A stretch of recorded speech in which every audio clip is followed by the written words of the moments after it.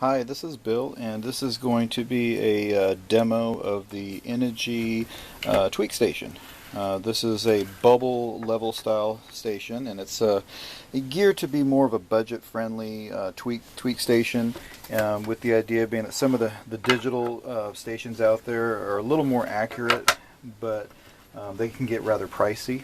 So this bubble style gives an affordable option for a budget-minded driver to be able to set up the tweak, and really the importance of the tweak is to help you make sure that your car, when you do a hard acceleration, it helps keep your car level, or not level.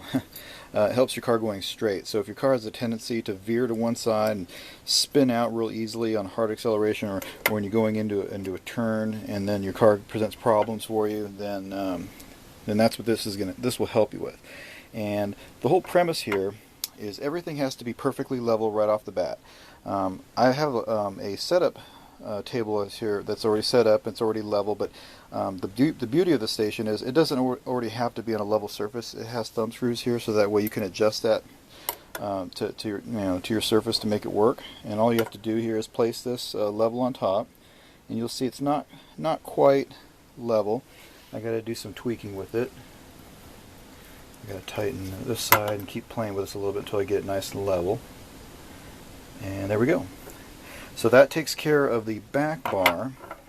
Now what I need to do is I need to check the level on this next piece. So let's go ahead and put this next screw in here. And I'll put that there, and we'll check this for level. So I'm a little too far. I'm going to back out a little bit. Just got to play with this until I get it right. Back out a little more. And there we go. So right now the three screws that I have in here are adjusted, so that way I got a level reading across this bar here, and I got a level reading across this bar here, so everything is nice and level. Now I can go ahead and put the front balance bar onto the station, and this is adjustable. You can actually adjust the wheelbase to a very narrow setting, or all the way out to the size that you need for your particular car that you want to set for tweak. And then when you rest your car on here, as this balances out, you're measuring the tweak for your car. So I'm going to go ahead as an example and place my car on the station here. I might need to pull this out a little bit just to get a little more, whoops, just so you can kind of see where it's measuring. And you want the car to be perfectly centered on the station, so that way you don't get a misreading. And here we go. So as you can see here, it's not quite, let me zoom in a little bit down there. You see the bubbles a little bit to the right, so I'm going to need to make some tuning here. What I want to do here is I want it to make the car go to the right. I want to add tension on this side, so the more pressure here causes the car to shift over to the right. So if I tighten this spring here, this will make the car push over. As it pushes over to the right, which I did, the bubble moved to the left.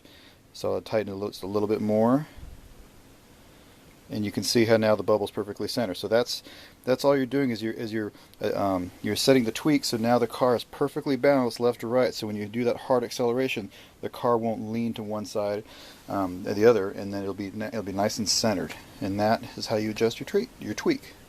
So that's pretty much a straightforward. That's really all there is to it. There are other things that you can do to check before you do your tweak. The first thing you want to do is check for chassis flatness. So if you have chassis tweak, what you can do is loosen all the screws on the top deck of the car, and press your chassis flat with the shocks removed and the wheels removed, and then kind of play with the chassis. If it's rotating with the top deck removed, then your chassis is bent, and if your chassis is too far bent, then you will have to replace it.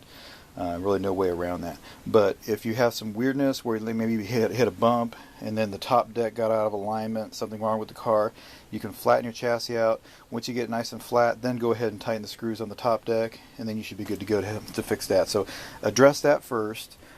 Check your down stops. So all of your droop settings with the shocks removed, check your height, make sure they're all equal all the way around.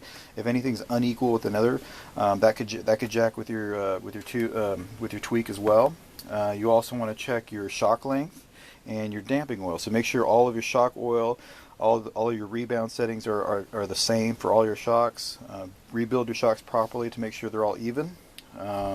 Also check for any binding parts. So if any of your shock balls are tight or linkages are tight, one trick that I found is you could take some pliers, pinch the balls to loosen up the binding. So if you have any binding anywhere in any of your linkages, you want to address that first. And another trick that you can do is you don't want to adjust more than 2 millimeters of travel between the distance for the, what am I trying to say, on the preload from one shock to another.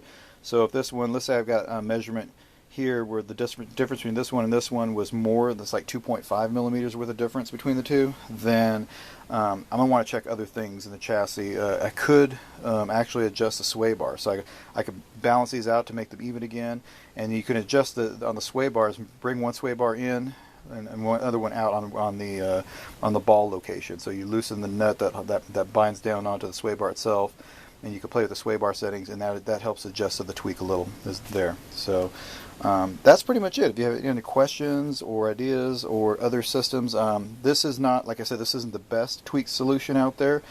This only does 2 wheels at a time, or one axle at a time.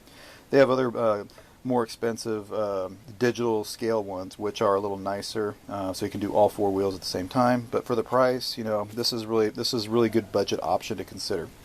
Thanks for watching.